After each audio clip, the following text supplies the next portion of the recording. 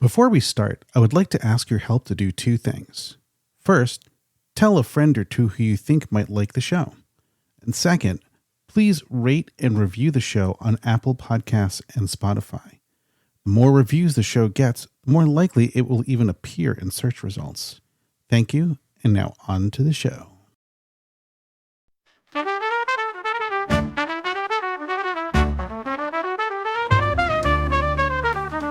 They make the trek out to Burning Man for a week and a day. After a lot of work, oh, there's a lot of play. Party, party, party, drama, drama, drama, bitch, bitch, bitch. Year after year, they come back to scratch that itch. They all say their lives have been changed. After many years, lives have been rearranged. That change is what this show is all about. You'll see the impact of Burning Man up and out. So sit back, relax, and cancel all your plans. These are the stories about the shadow of the man.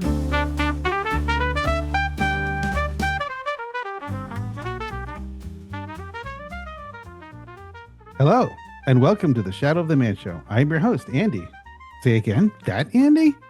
Today, our guest is Quest Skinner. How you doing? Welcome to the show. Thanks for having me. Always good to be on air and talking to the burn world. Yeah. So happy, and let's get a convo. Sure. So, hopefully, do you have headphones, by the way, or? No, I do not. Okay. Well, I'll just try not, because I think when you're talking, if I talk, it'll kind of cut you off. So I'll try not to talk over you. Cut me off. All right. Well, let's start at the beginning. So what was the first year you went to Burning Man? What was your first Burning Man experience? 2015, I got invited to Burning Man for Project Radical Inclusion to bring more people like myself, melanated and beautifully sexy. And it was absolutely mind-blowing. At that point, okay, I was 37. I hadn't even been to a festival at all in any shape or form, and I'm going to Burning Man.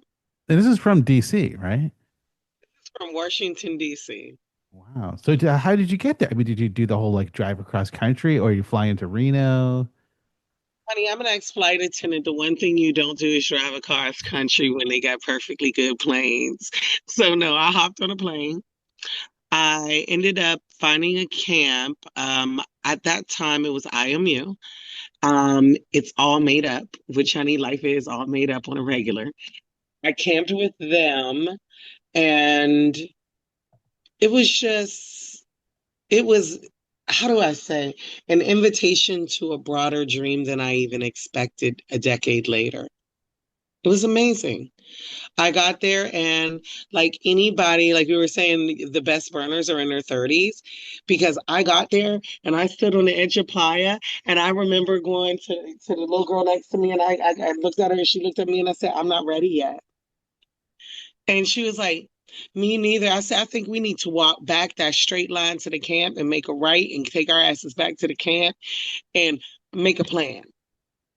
And then I realized when they say no expectations is one thing, but to go through the burner guide and find your space and place and really do outreach, that's where I begin to understand what burn was. It is a complete experience where you are choosing your path. So you didn't just throw yourself into it, let's just go wander out in the playa and just see what happens. Honey, look at me. I mean, feather headdress, the whole nine. Hell no, I got there. I literally at that point when I got there, I think at least a week and a half early. So I was there I was on build week, and I was helping to build the camp and stuff. But it was like when I first got there, the first few days for real before everybody came in, it was quiet. It was peaceful. It was expansive, but it felt so good being so small. It was the reason why I love pre-build and early entry is because building something step by step gives you a different understanding. So by the time everybody got there, I had watched it go from desert to reality and then populated in 24 hours. How did that feel? Like when in that 24 hours? That's when I walked to the edge of the playa and I was like, I'm not ready. Like, I need to step back a moment because I was used to the quiet. I was used to the bonfires and walking around and hearing somebody play a guitar and your ear leads you to where you're going to go. It was so simple, right? Yeah. And then when everybody gets there, it is, oh my God, like the freaks are here, the party is started, let's go. Everybody get your little tutus on. And boom. It was overwhelming, but it was that kind of overwhelming, like a roller coaster where once you're off the ride, you go, I'll do it again. Well, also like after the first loop, right? And like I mean, if there's that first terror when you're plunging down, but then it's like, after you got around, I mean, so I'm sure after like a day or two, I mean, how'd you feel then? After a day or two, I realized that somebody who always has something to do, I work in 42 different mediums, I speak 10 languages. I had to find another job. I had to find something else to do because I'm content as a daytime partier. Like I can go out and hang with people during the day, but I might want to rest at night. Like I need things to occupy my mind and body so that I don't get mentally like debaucherous, we'll say like that, right? Yeah. Yeah. Have rules and regimens. So it was amazing because I remember the next thing I did was my first little adventure out. I rode out and I found foam camp, right? Foam camp. No, what's that? Doctor spray you with water, hit you with foam. Oh, is there a body wash kind of thing? Yeah, well, it's not the human car wash. It's a total experience, though.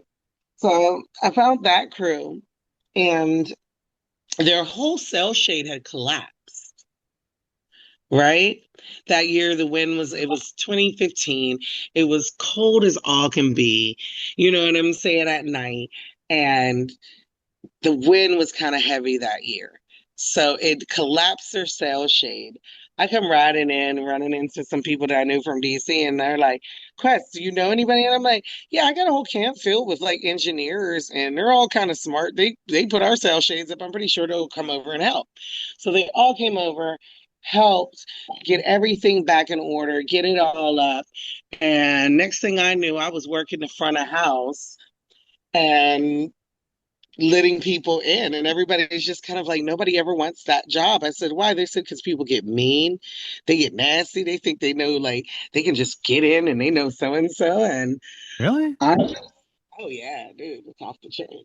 So I just slip into my parables, and it was just like, to your heart, I don't care who you know. If you don't do it my way, there's no way you'll go. You need to walk up the street and wait in the line like everybody, and you'll be here in just amount of time. But if you can't do that, I promise you one thing is true. You won't get past me, and I won't care what happens to you. So I became working in front of house. And then next thing I know, for like 4 years, I was with the camp doing art, costume design, direction, face painting, all kinds of stuff. Wow. So is that you said so the first year you camp with IMU, but then what was the And name of then this camp again? What? after that first year, when we got done building the camp and I ventured off and found my little job on Playa, the next year I ended up with Foam Camp, Foamy Homies. Homie, homie. Yeah. And Oh, like everybody goes to burn and they go, oh, I'm going to be with my camp for 50 years. No, you are not. Life is going to keep it moving. You're in the desert to dust and things get interesting. and we all find room in the next space. So I found that I was poly-camperous, and I am one of those people who, when we leave from the East Coast, I always throw 1 to 2 extra little tents in there because I may have a condo on the other side of town. So I may have a Huh. little person that if I get trapped out or I'm too tired to ride back, there's a maybe a camp at 9 o'clock, 2 o'clock, and my base camp at 6. So I always got somewhere that I can get to in a hinker down kind of moment. That's a really good idea, because I mean, like all the years I've been going, I mean, I've never had like an art car. I've had bikes, I like hardly ever even like use them, but I was like, yeah, that's a great idea. It makes it so much easier. Polycamperous allows you to have more than one base, and when things get tired or people become a little high strung, there's other spaces that I can kind of like hit my little in case of an emergency button, whop. And it would be a little cachet, a little book bag, because it's easier to like bike over with a 3-person tent, a mat, and a book bag. And have like my go-to snacks, emergency, supplies, whatever. And I got a little spot. Yeah, I like that. Also, like, like, say like a, rainstorm or whatever kind of comes up, it's like, hey, I got my spot over here. Yeah. Yeah. I mean, I've been pretty clutch in most situations on Playa. Huh.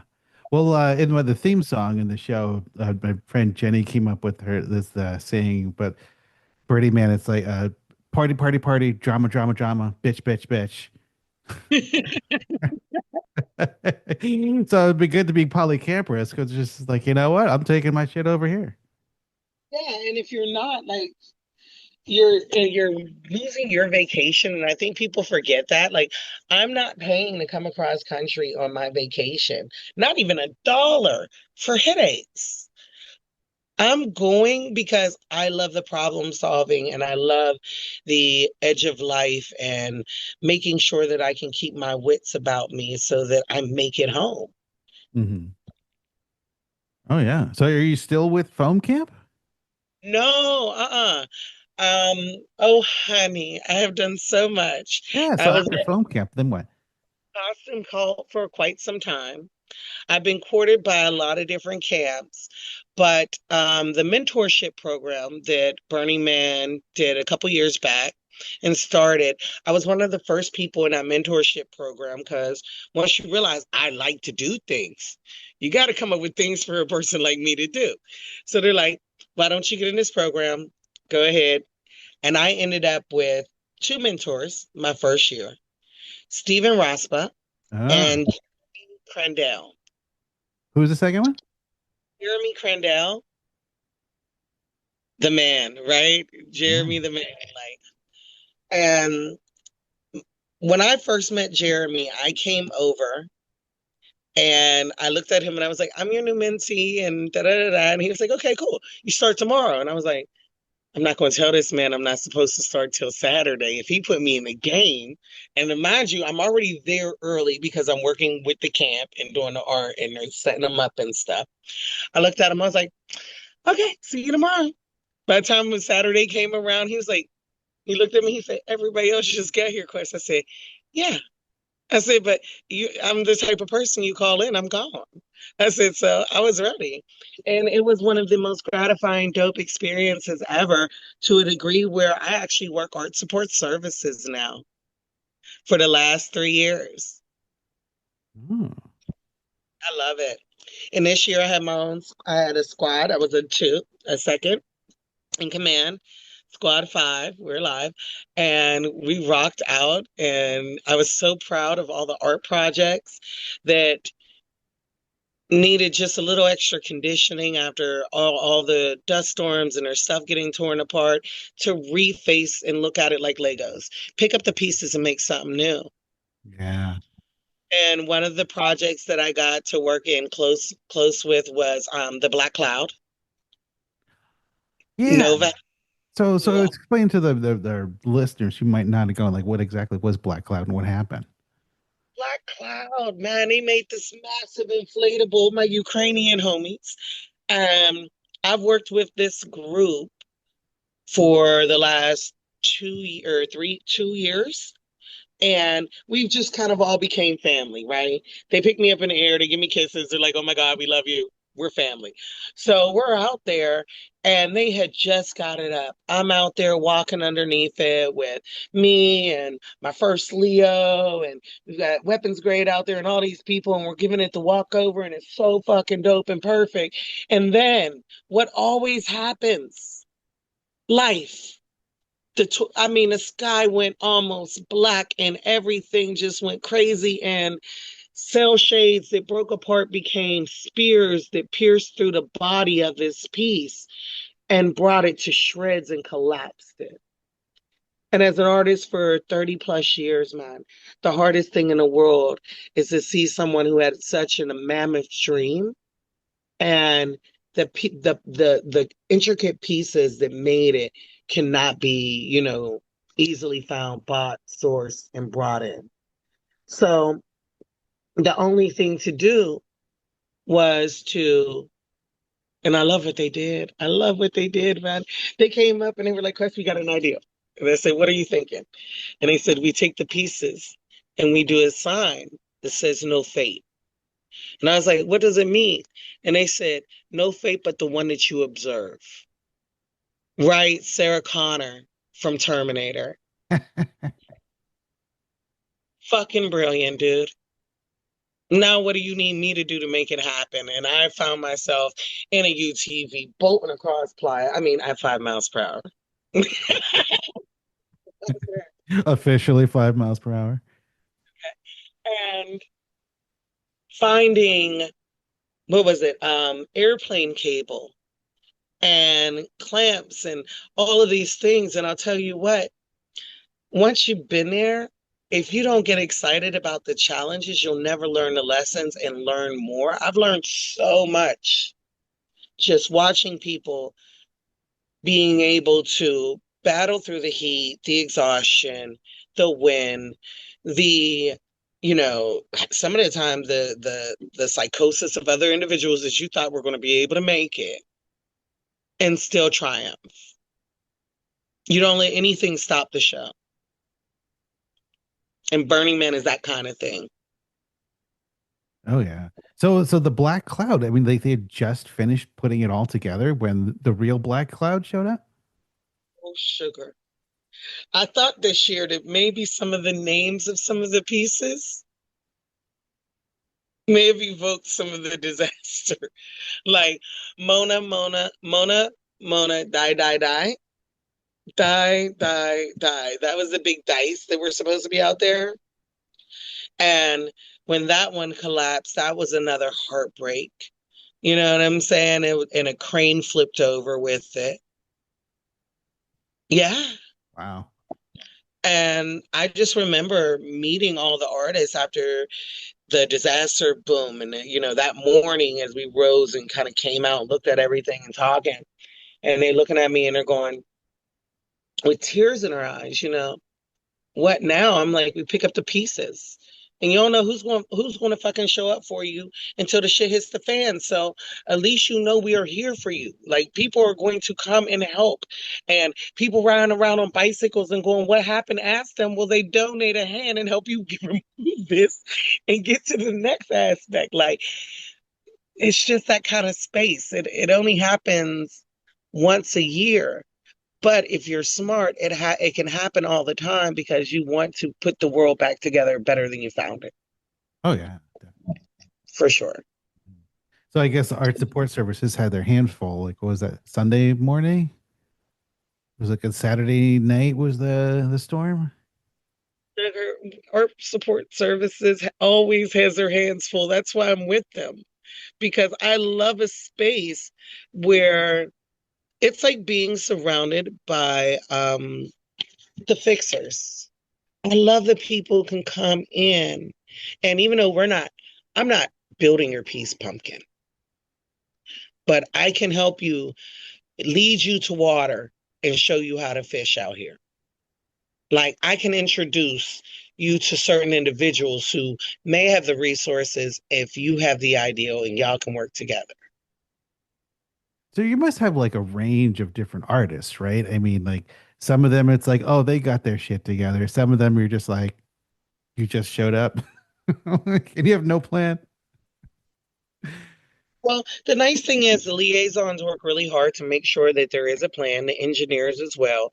Like nobody just really comes out there and just mayhems, you know? And if they do, there are some pieces that, have to be asked to be removed or taken down or whatever because they're not safe. But there's always something going on. That, it was the wind this year, it's the rain one year. There's always something. It's extreme heat. There's nothing that does not push your limits. I mean, there must be like personnel kind of issues too, where it's like, well, we had 5 people, but like 3 or 4 of them, like the fan broke down or whatever. It's just me sitting here. I mean, there must be people who got a little too ambitious too, right? Where they just like they had a plan and it all like on paper it looks good, then they get there and then it's just like Right. Or you get there and you realize that one person forgot to pack all of the bolts and the nuts with a wrench. or the wrench. And now you've got to go to the Temple Builders Guild and ask if they have the wrench or the bolts. And, but again, there's these things happen. And after people have been coming out to the desert now, how long have we been burning? Like the burners, how long? For 30 Well, years? since Baker Beach, I mean, this could be like what, 40 years or something, but like Black Rock Desert's like 36 or something. I mean, have you met some of these old dusty fucks? They are awesome. They got everything. They are natural born hoarders with organization. Like, somebody has it out there somewhere. It is a great reason to become part of the social experiment and learn how to socialize with a variety of skill set, intellectual property, language barriers, so that you can have people there who you never knew would have your back and be there for you forever. Yeah. So art support services, is that like mainly for like playa art, like the artists like art that's out on the playa or maybe like in plazas or something. It's not really like theme camps and stuff like that, right? Yeah, it's broken down into a beautiful little system, and we all get a little piece of that pie. And, deep ply is one thing. Then you have one, oh God, let me get it like 1 to 3 or 4. Then there's another 4 to like 6, 6 to boom. And then the inner circles, those little circles in the city, little The roundabouts. plazas. Plazas, there you go. Yeah. And it's fun. But I can see how some people get there and they go, wait, I was expecting it to not be like this. Like, yeah, okay, that's interesting. Where me, I go to Burning Man and I have probably about 3 to 5 black yellow top bins filled with everything from every kind of national disaster that you could imagine life could have been through. You have to nowadays, right? Yeah. Honey, one even got an AC unit. Because That's if it one thing gets I've never had on AC. Like, wow. got spoiled and somebody put an AC unit in my tent and was like, Class, you'll be fine. I turned it into a Shayla Gras. It was fabulous. It was my little Shangri-La. It was beautiful. It was beautiful. Wow. So how many Like, people work in art support services? I mean, that must be, I mean, like a spread out across the playa. It must be a bunch of my volunteers. squad had about like anywhere from 5 to 8 people, like 6 squads total, Not that many. about 50 or so, 50, 55. And so, they they are some of the coolest cats ever that I get to work with. Many of them are, Cali based, but a lot of them are in the movie industry. Oh, So really? they're great when it comes to rigging and knots and this, that, and the third and the stuff that is practical knowledge out there, stuff that you really can use. Like, I've been inspired over and over as a burner to just keep pushing. This year I got my certification for forklift operation. So I now operate 145s and booms and lifts. So in my class 7, and I did my first air quote actual job outside of Burning Man on a forklift in Chinatown, Washington, D.C. this week. It was so much fun.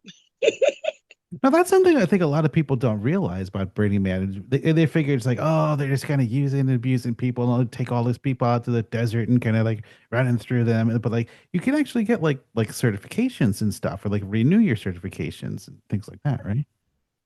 You're not, why are you going?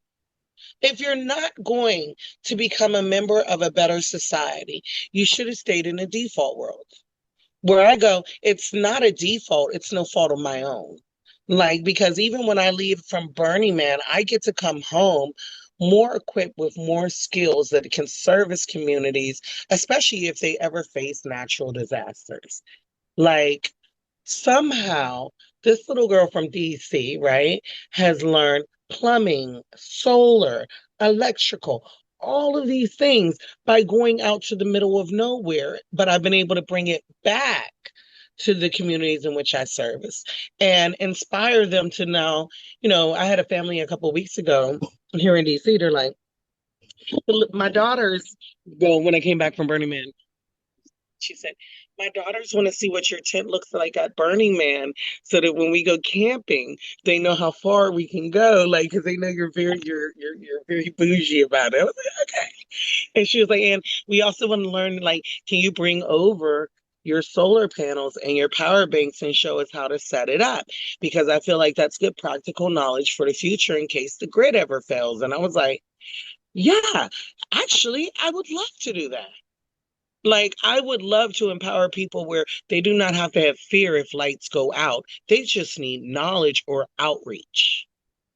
So when you first came back from Burning Man and you were like, oh yeah, and you talked about this and that, but then you kind of like, demonstrating these like new skills and new knowledge that you've learned and stuff. I mean, were people at first like, just like, it's like, okay, yeah, Sherry went to some crazy thing in the desert, but like, how's it now? Like you're saying, it's like, oh yeah, she's like teaching us how to set up solar panels and do this and do that.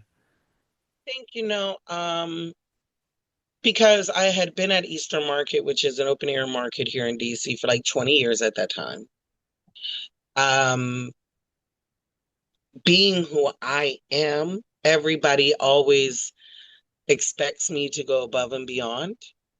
And it was less of a thing of, oh my God, she went to Burning Man, and more of a thing of, so what did you do at Burning Man? And what did you learn? Because I know you, you're not just out there partying and getting drunk all day. And, I do like my whiskey.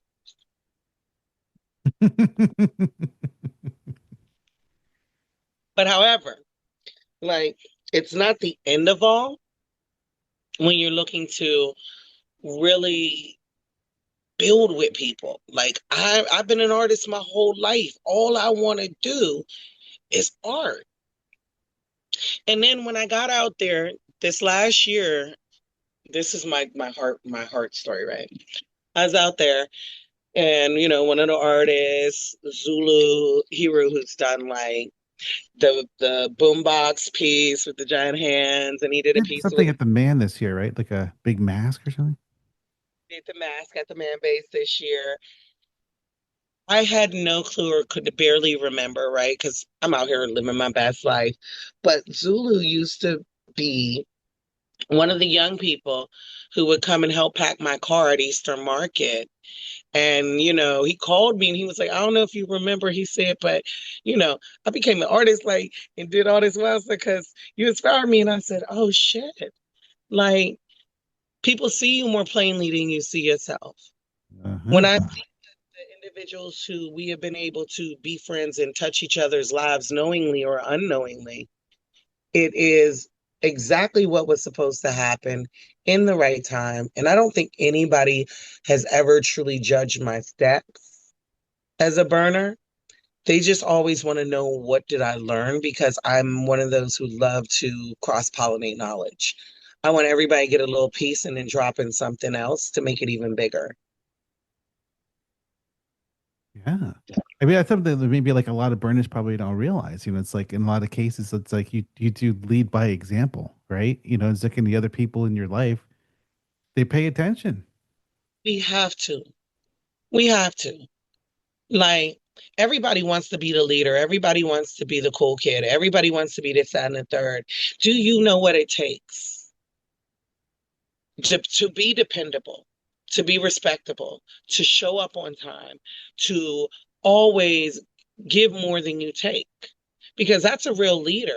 Do you know how to also jump in the trenches next to the people who will dig this ditch with you and for you? Or do you just stand over them and bark orders? Like, how do you want to get your power and how do you want to live? I like influencing other individuals, you know what I'm saying, to go ahead and empower each other. So how did you get picked for this mentorship program? Did they just like Steven Rasp would just kind of see you and be like, "Yeah, yeah, come here, I'll teach you something." When I first came into Burning Man, the founders gifted me my ticket to come in. So I got what most people didn't get. I got to meet them all. You know what I'm saying? I got to meet Lady B and Larry Harvey and Crimson Rose and sit down and really talk to people. And when they found me, I had already begun my understanding as an indigenous American Black native, about my headdress. And it was like, Burning Man doesn't do feathers. I said, then I won't do Burning Man. Like, I look like this all the time. It's great that y'all get that, but that has nothing to do with me. You know what I'm saying? In that aspect, I am here not walking around culturally appropriating. I am here actually putting culture in an appropriate place for many of the people who look like me here in the United States. I'm opening up Pandora's box, allowing individuals to understand that there are indigenous people here who have been reclassified and are getting killed for hoodies and Skittles. Right. Oh yeah. I I got to come home, right? And when I got home, I found brilliant individuals who understood what I was saying and gave me platform to bring others into a space of love and light. So I met Stephen Raspa so many times. I love Raspa. He is one of those people who he's so mild-mannered and calm and sweet and compassionate, and his heart is on his sleeve. And I was, I reached out and I told him, I said, Raspa, I want you to be my mentor. And he was like, why me? I thought you wanted to build temples. And I said, I do. I said, but I've learned I have to know everybody's position, and the community developer is actually the most important part because they're the ones that hold it all together. I can build the thing, but I need to know how that person in that position sells it to the major audience. Well, the Right? temple is like the finished product, right? But like you're saying, like with Steven, like it's the process like of getting there, right? So, and he said to me, well, I think you need to also do a part of your time with Jeremy Crandell. And when I met Jeremy and we sat down and I told him my ideals for temples and the pieces that I wanted to build and how I like to build, we just became friends. Like, we became locked and loaded. Like, I love Jeremy. He's an amazing soul. So who is And Jeremy Crandell? Jeremy Crandell it has been and is like one of the leads for the man, and he has helped all of these different projects down to, or up to, I should say, the drone shows and everything. He's just a brilliant mind who knows how to build and how to create. Just knows it. Like, gut instinct knows it. So after that, I was inspired. Like, I've been building effigies and temples all up and down the East Coast. Emergence, I built effigy and temple for 3 years. Um, I built for To the Moon about a year back. I was the first woman ever licensed and sanctioned to burn an effigy on a national mall. Really? Wow, tell me about that. That was awesome. It was so crazy. I just, we know the paperwork, we know the logistics, we know nobody wants it, and we still have to make it go.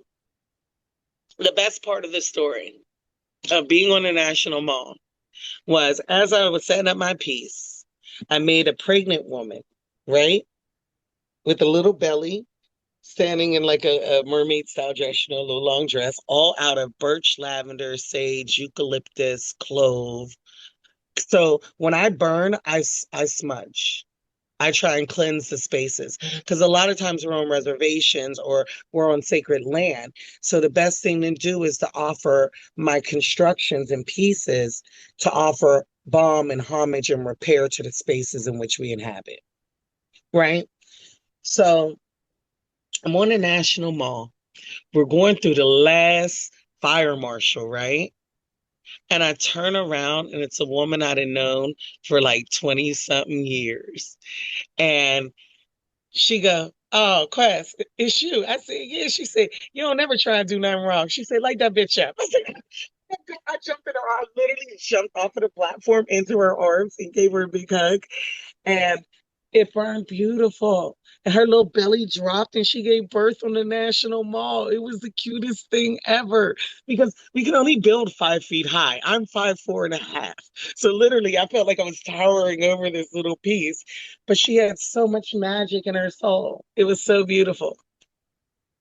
Oh, what was the event? What were you building it for? Catharsis. So we used to have a burn here on the National Mall called Catharsis on the Mall, Healing on the Mall. Wow, they let you guys do that? I mean, everybody went, look, we might not be Cali, but we have a big like contingency of artisans and creators here on the East Coast. We are, I think, one of the second largest like Burning Man groups in the country. And I'm very proud of us. Like we do it our way, but we do it. Wow. I just can't believe that like the park police or whatever, you could get a permit like on the National Mall, like, oh yeah, come out here and burn something. I'm like, that's incredible. Hey, I love doing it. But the last couple of years, I have really enjoyed being with these brilliant fabricators, welders. I mean, I've had some people on my build teams that are just it's they're my brothers and sisters. So on my first build in Charleston at Emergence, oh man, that was fucking crazy. I was literally at the build site, get there early, we're augering out these holes, and the ideal for this temple was I took all the wood from the property, which was an old plantation, and I only use fallen stuff. Like I don't like using anything that we have to bring in invasive stuff. I don't want any playa tech. Everything comes from the land. So I normally go in a week earlier than most other builders because I'm building and I have to source off the land and really get an idea of how to build what I want to build, right? And is it all where it should be and what I want and need? So we get there, we drug these trees, we're about to drop them into these like 2 foot holes, 2 feet by about 15 inches. Me being me, I'm taking the lead because I don't want nobody to get hurt. I stood back in the hole and broke my ankle. Oh, ouch. Worst ever. But I remember sitting there on the ground and looking up at all the guys who had called me on the phone. And I said to them, I said, each of you called me and told me you had my back hell and high water. I said, the water just got high. I was like, so if you can listen, I can articulate and we'll still build it. I was like, but I ain't leaving sight for no broken ankle. I ain't going to the hospital. We got all these people, fake doctors, witches, all of this. Somebody go get me some balm, tincture, Reiki, do whatever you need to do from here. But I'm here until this is done. And we built, and that same 5 guys that turned into 120 people volunteering when it comes time for me to do these builds now, we just kept getting bigger and better with each go. And they carried me on their shoulders almost, honestly. Like it made me understand how to build with the community. I had a break first. And I'm glad I was the first to break because it showed me like it's worth the exhaustion, it's worth the arguments if you can get to the finish line of any project. So that's like even being at the big burn this last year and watching everything happen to everybody. It was like, dude, it's all good.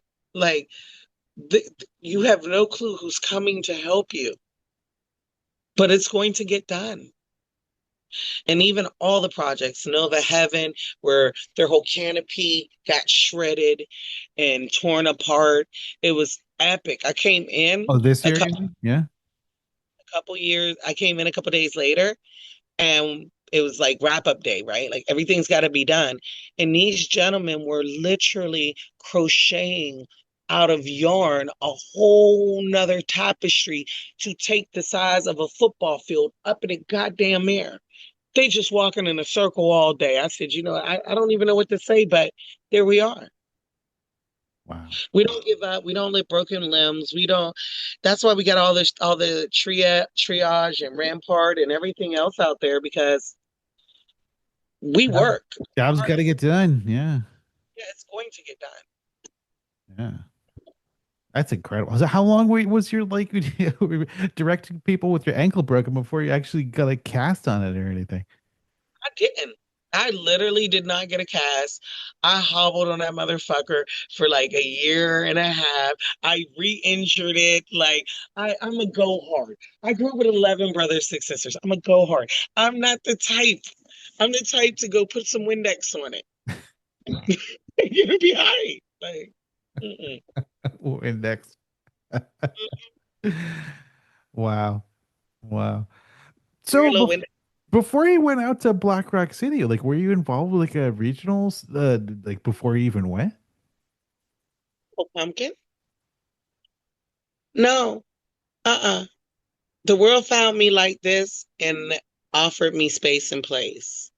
So, no, I wasn't one of those ladder jumpers trying to get into Burning Man to meet all the people, blah, blah, blah, blah.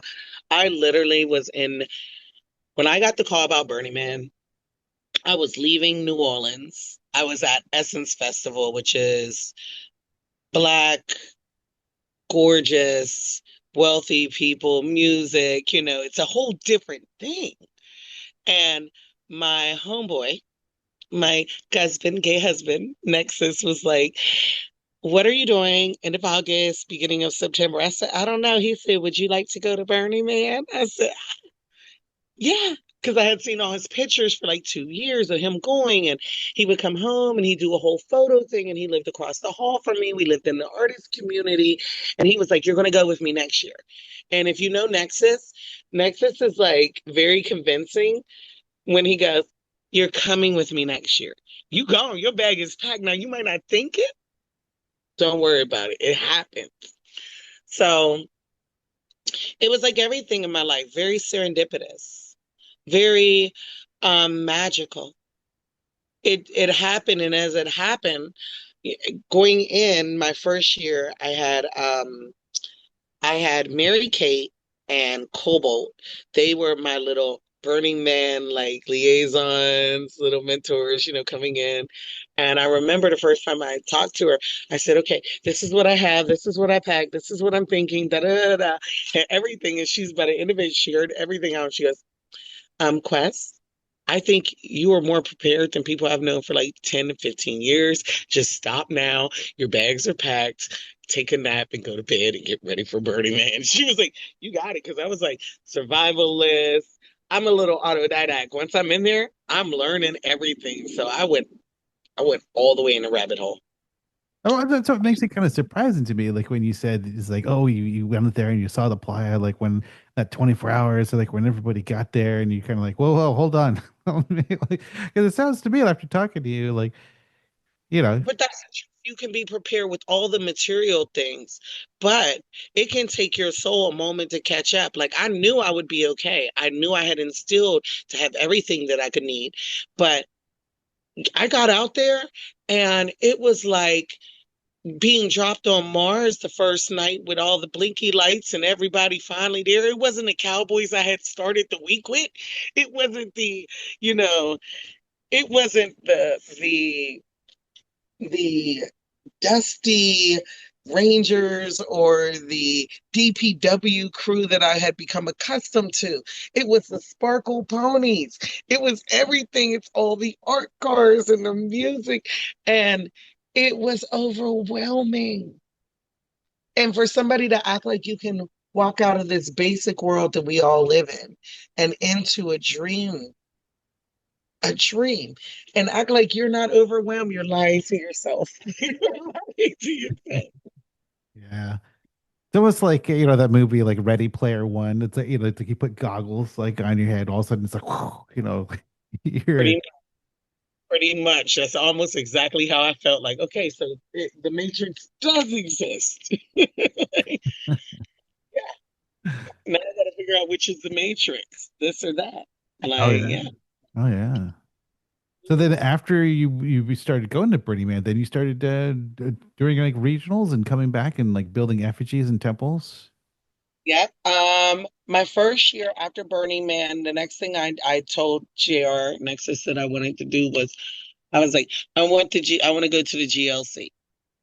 And he was like, oh, well, it's a global leadership conference. I said, I'll be a leader. I want to go. And I made sure I was at the GLC. And it was the last GLC that they had actually. Yeah. That is when I got my full download about regionals. And then after going to regionals and building pieces and doing the effigies and temples and stuff, what I really learned is for those who can't make it to Burning Man, we got to make it wherever they are. We have to give them a space because they are diehard supporters of the culture, and it is a culture. And I myself am one of those rare people where I was born in Pittsburgh, raised in Phoenix. I can take extreme heat, I can take extreme cold, but you know, not everybody can.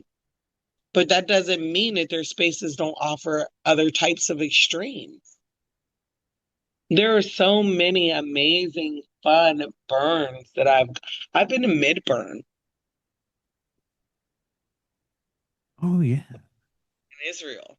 You've been to Midburn? Wow. That's what I'd love to go to. Yeah. It was beautiful in the Negev and walking around. And when people go, Burning Man 20 years ago, blah, blah, blah.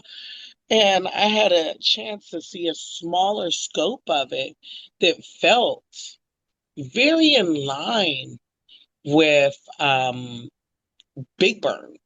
Like it's in a desert. It really does feel the same.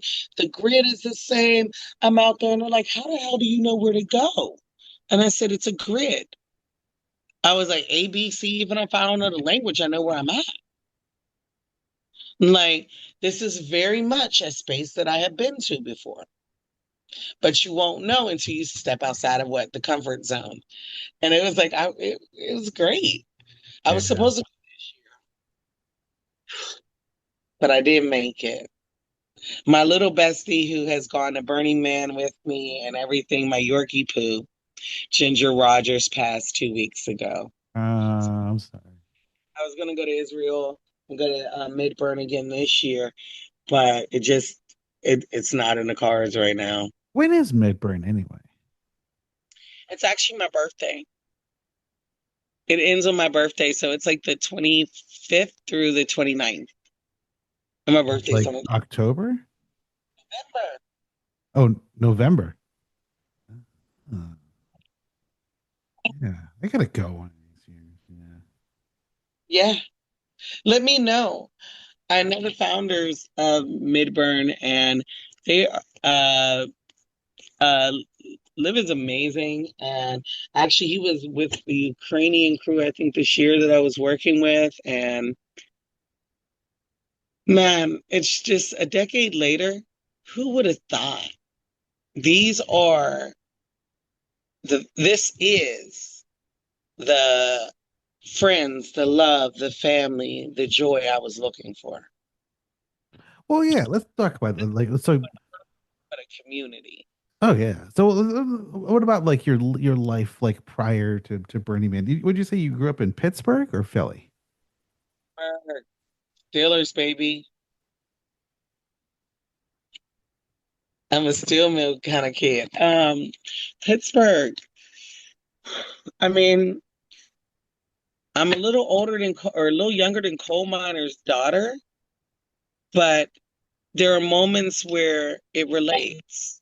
It was about always having hobbies and things to do because the weather wasn't like always sweet and the sun only comes through the clouds 65 days out of the year. So you need to keep your mental together and have a space and things to do. And there was always something to do. Musicals and games and, sitting in the house eating great meals and going and having latkes. And growing up, I went to a Jewish elementary school, Bible school, and was raised Muslim. So it was always culture, Wow. always culture and family and community. Yeah, yeah, it's beautiful. It's one of those little gems up in the mountains, and I'm very proud at 47 I always say I'm a mountain kid. I was doing a burn transformance in West Virginia, and we were on Marvin's Mountain. And the gentleman, Marvin, who owns the mountain, he looked at me. He said, he came up and he was hanging out at my camp the whole time. He said, "You different than them." I said, "What you mean?" He said, "They all hippies. Where are you from?" I said, "I'm from Pittsburgh." He said, "That's why you chose this." He was like, "Look, you see over there where the light is bright?" I said, "Yeah." He said, "That's Pittsburgh right there." He was like, "You a mountain kid like us. Don't you ever forget it." He was like, "You go hard. You ready to like jump on chainsaws. You on the UTVs." He was like, "You get it and you know how to move out here." And I said, "Cause that's just how I grew up. I grew up with my granddad coming home with his little orange suit and having a picture of a deer. Like I grew up understanding that we had to work, hunt, and figure out for everything that we wanted. And then when my mother decided when I was 16, we're going to Phoenix, Arizona, Okay. I realized there are reasons why people need to have palm trees and escape to spaces as they get older and be in areas where the air quality is a little bit different or better or the food, blah blah blah. I get it. It's a great space for others. And Phoenix is beautiful. I love Phoenix. I do. It made me ready for the desert. It made me find play at Burning Man. Because I already know you better have gallons of water in the back of your car and snacks. And do not leave your car on the highway and go walking off into the desert for no apparent reason. Stay on the path.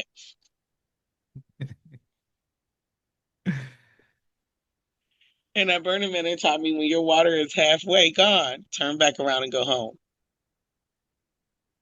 So how long did you live in Phoenix for? I was in Phoenix from the time that I was 16 to 18. And then I jumped on with a group called Up With People. Oh, yeah. See, I see it in your face. Yeah, yeah. Because wherever you go, up with people, that that's kind of folks to know. If more people were poor people than people, you get it, right? Like, Oh yeah. I have been moving through communities and impacting my whole life. And Up With People, they found me pretty much like Burning Man did. They were like, "You're perfect," and signed me up. And next thing I know, I was 18 and I toured most of the United States and I did lighting, stage, and sound with them and the musical itself. I had a little lead role in that and I got to do everything. How I long got did you to do that for? 1 year 1 year, and we ended our tour. I got to go to Belgium, Denmark, Sweden, Portugal, Poland, France, Germany, and Spain. At And that's 18. Okay. At 18 years old? Wow, that's awesome. and that's where I got to pick up my love for languages. even harder. Like, what were you gonna say? Oh, I say you said you know 10 languages? That's Ja, ich incredible. spreche Français, sprechen Sie Deutsch, parlez-vous français, sign, um, tu es tu gente, a little Portuguese. I learned Arabic. I know my prayers. Yeah, a little Yiddish, a little this, a little that.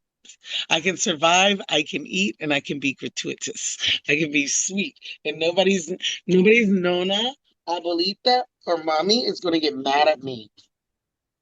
I'm a good guest in the world. So then after that, what would you do after Up with People? Oh, Lord, honey. I did everything. I mean, I was a dancer for several years. A little risque, but it was fun. And I would I just always have been an artist. Like even though I was a dancer, I would have the girls that worked with me, I would pay them at like 150 a night to get body painted and they would be the little cocktail girls at a club. So I just kept constantly moving forward in the art game and career and then airbrushing and clothing designs and fashion shows and everything, but it's always been centered around art my whole life. Once I realized with art that art could be an engineer, art could be a culinary, art could be nurturing, art could be so many different avenues. It was the only umbrella I ever wanted to tote. It was the only way I ever wanted to be seen was as an artist because there was no way or there was no wrong way to be an artist, and there was no cap on what being an artist meant. It meant that if I took the classes, got the certifications, anything can be an art form. Oh yeah. Like anything is art. Everything is art. And who was it? Alison Gray told me one day. I said, "Oh, I'm one of the artists in the program." And she looked at me and she said, "Baby, we're all artists." And I was like, Chilton. I mean, I feel a little Chilton. I love this woman. Right? And now I get it. It's not it's not a thing to it's a blank statement with a whole lot of room. But what kind of artist do you want to be? Hmm. It's like, God, I think about it. I did Sotheby's. That's a pretty good testament for an artist. Really? Yeah, I did the Burning Man. No spec the well I'm went to the Renwick and saw the No Spectators, and then I participated with Burning Man at Sotheby's. I did the mermaid piece that was on sale for about 300,000.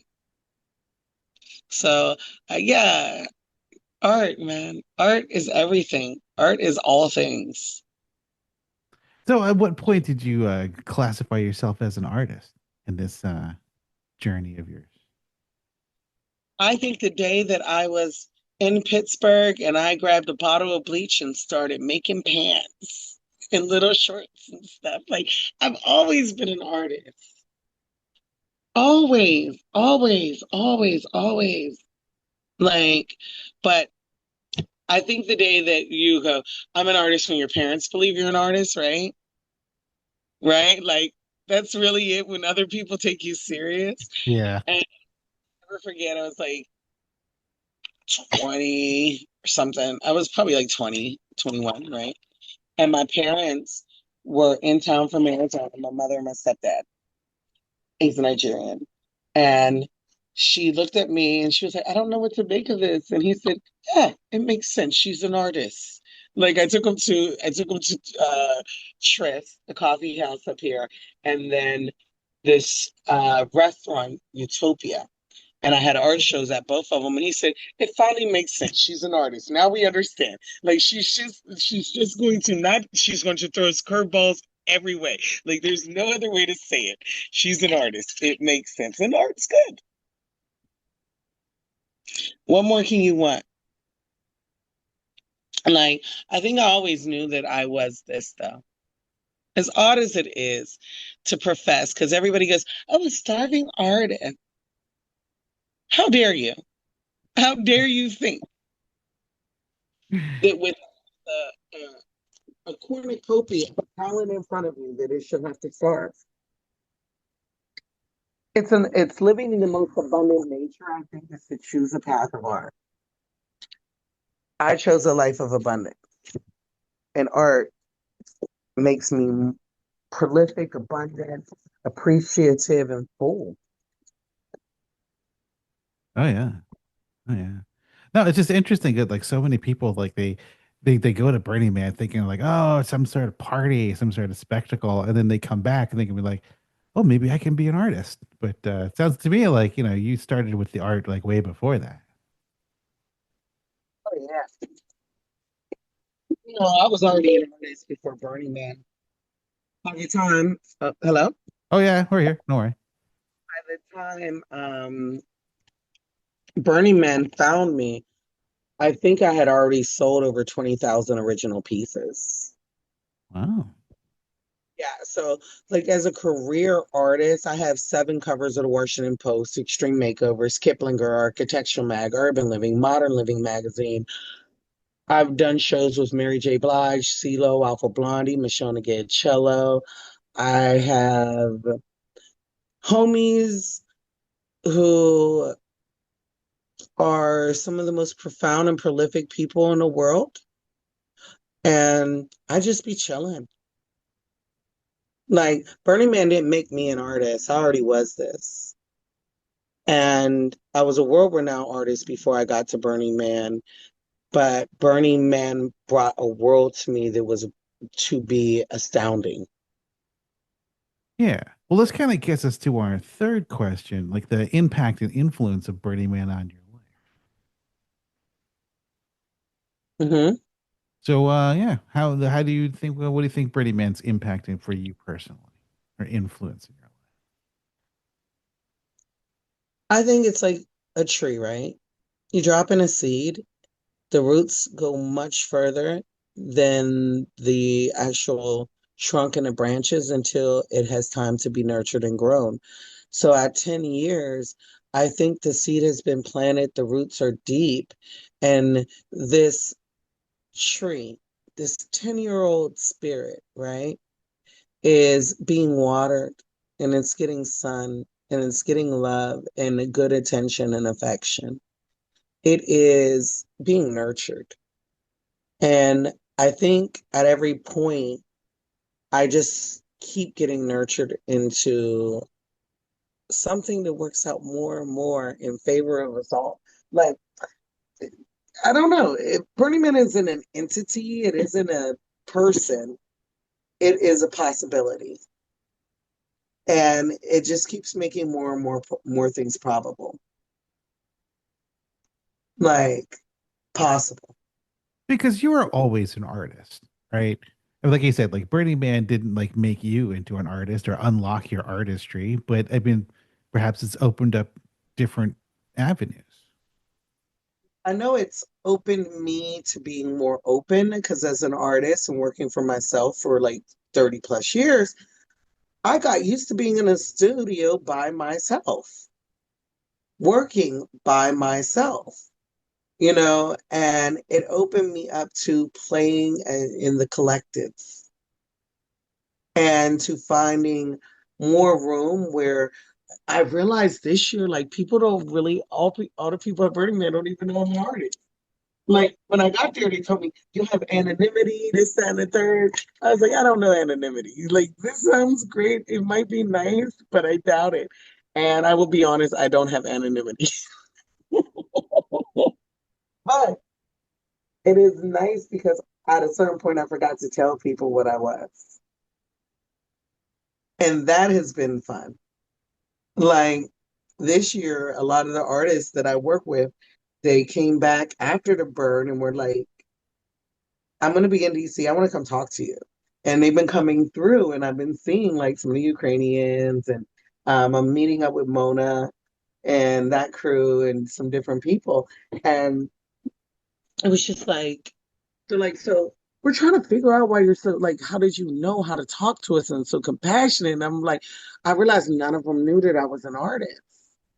Like we have the same thing at stake. I know how it feels to be you because I have been you. I Well, have who seen what the did? environment can do to a piece, and I had to learn how to build for the environment. So in terms of like the people like volunteer for art support services, I mean, are a lot of them artists? Or a lot of them in the similar position, or like when people ask for the help, are they like who do they think's showing up? A lot of them are actually great engineers and builders and fabricators. I don't know if many of them would say that they were artists, but I know that they are there and die for the artists and live to help them get it done. So that's why I'm so drawn into it too, because as an artist, these are the homies y'all need now. Shh, and listen, like every now and then I have to tell the other artists, like, hold on. Like, hold on, we need to listen to them and pause a minute because this emotion isn't getting the fabrication needs done. And we need to hear what they're talking about. So it is a beautiful it's a beautiful yoking of all these different types, and I'm just one of those prototypes. But there are some artists, but when I think about it, now that you ask me, I can't really go like, yeah, maybe I'm a little pariah. No, but we're talking about like you get to meet all these artists, right? And like people from like around the world. I mean, like what like an incredible experience. I mean, do you ever like like keep in contact with them or like collaborate with them or go visit them or anything like that? Like, here's the thing. After 3 years, and some of them we met in cross paths through different channels over time, like, yeah, man, we do. We connect, we talk, we catch up. You know what I'm saying? I am ecstatic and stoked to see them out, one playa and all. Yeah, it's a great opportunity. And I wish more artists, even though I don't want to say it like that because I don't want to have them all like trying to apply next year all at once. But I wish they would turn around and reciprocate the love that they've been given and come in and understand why it's so important to be able to look in someone's eyes, even if it's not your project, and support them as only other artists can do for each other sometimes.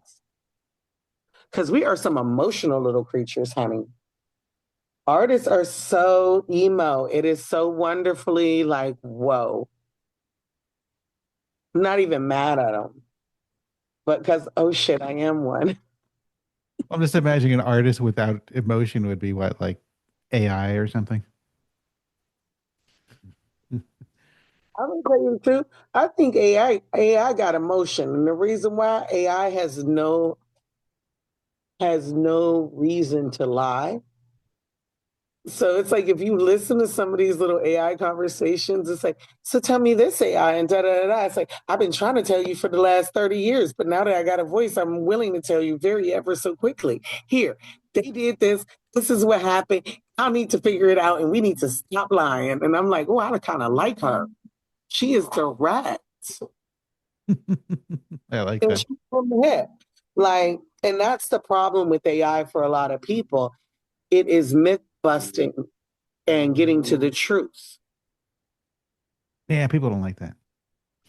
And I mean, learning how to ask a question is the only way to truly be of value, I think, to anybody.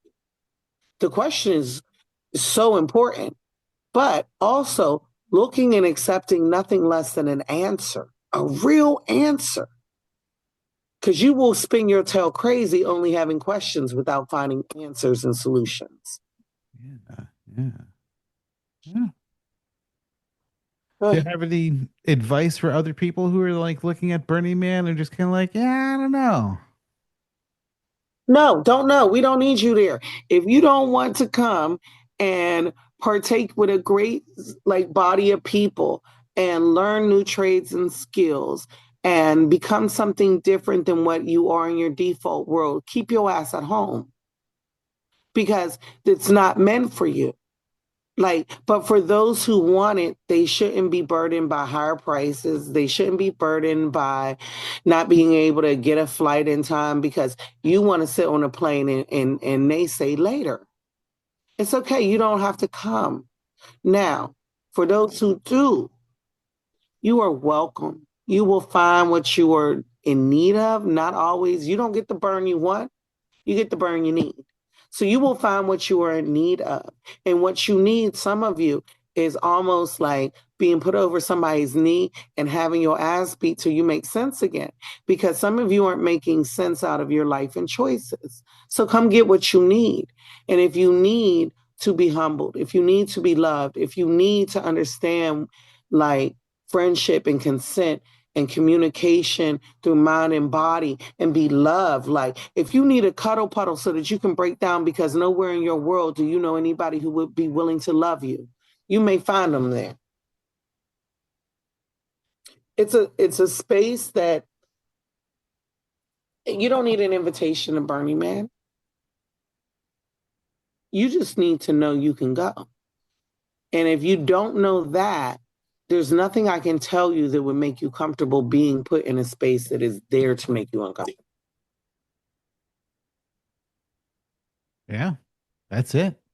Yeah, I'm not going to waste words no more with folks. We're not going to mince them. If you want to be higher in life outside of drugs, but you want higher learning, higher frequency individual, higher vibrations, more love in your life, you may want to come out there. You might not want to miss this. We dancing on a caldera of an old volcano, partying to our ancestors. I don't know what they think comes out of that, but balance sometimes. Oh yeah. Sometimes you got to go somewhere that's completely imbalanced and don't make no sense to get it right. Yeah. I just know that there's so many people just kind of like they see like the spectacle, they see like the Instagram, the photos, the like videos, and they're just like, oh yeah, but I'm like, so much more, so much.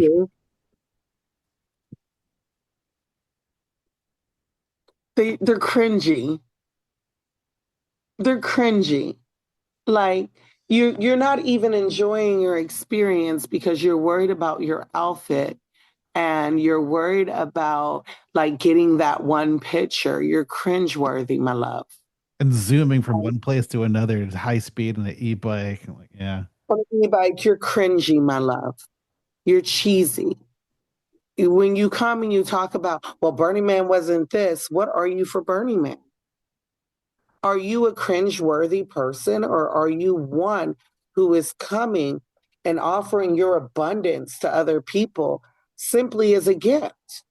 Because I know there are people out there who are not cringy at all, and they are, I made this kombucha with my own little SCOBY and boom, bam, and a third, and it's like the best thing in the world when it hits your lip in that environment because it was made with love, right?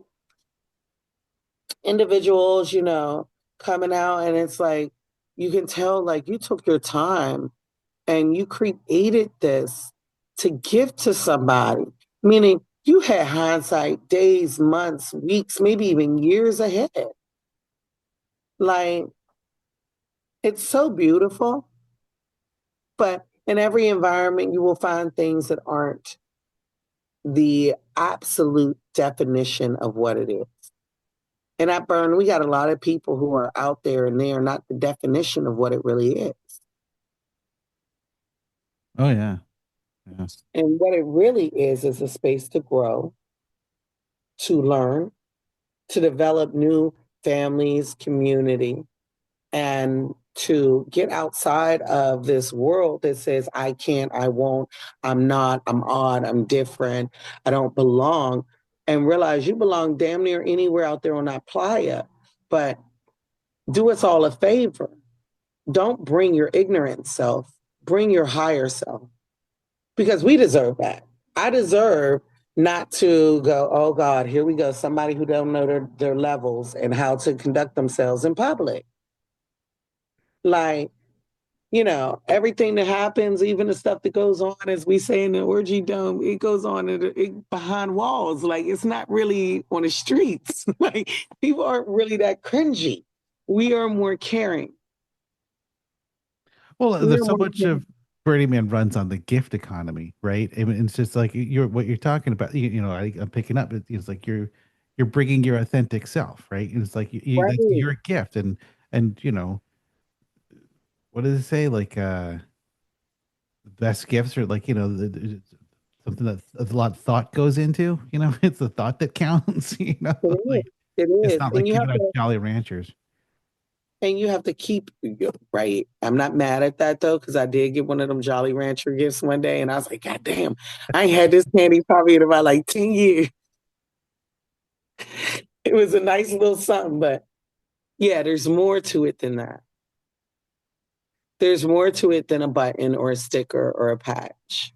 Like your It's, authentic self. Like it's it's your yourself. Bring me yourself as a gift. That would be a dope one. If people brought their whole self as a real gift and understood, like, for me as a woman at 47, the real gift is like when young women run up to me and go, "Oh my God, da da da da." Not I like your outfit. I appreciate your stance in life and what you're doing to make the world better. oh yeah. Because, honey, anybody can learn how to do their makeup and wear an outfit, but not everybody can outfit themselves and make up a better person. Again, like teaching by example, That's it. and being an inspiration. Yeah. That's it. That's what we're here to do. All right. I think we're gone the full hour and 15. Thank you so much. This has been a wonderful, wonderful time together. Thank you. Andy, I appreciate it. I'm so glad we were put together. And, yeah, let's do this again at some point if we Oh, can. definitely. Thank you for listening. If you enjoyed this show, please subscribe, rate, and review it on Apple Podcasts, Spotify, or wherever you listen. The more reviews the show has, the more likely it will even appear in search results. Also, please tell a friend and share this show with anyone that you think might like it. Word of mouth reaches quite far, especially in the Burning Man community. If you would like to contact us, please send an email to shadowofthemanpodcast@gmail.com. You can also follow Shadow of the Man on social media at Facebook, Instagram, Blue Sky, X, and YouTube. The links for all of these are available at shadowoftheman.com. Feel free to use any of these social media accounts to provide any feedback you might have. Your thoughts on the show are greatly appreciated. Thank you, and see you soon for a new episode of The Shadow of the Man. Thank you for listening to this latest show. We have to make another one, so gotta go.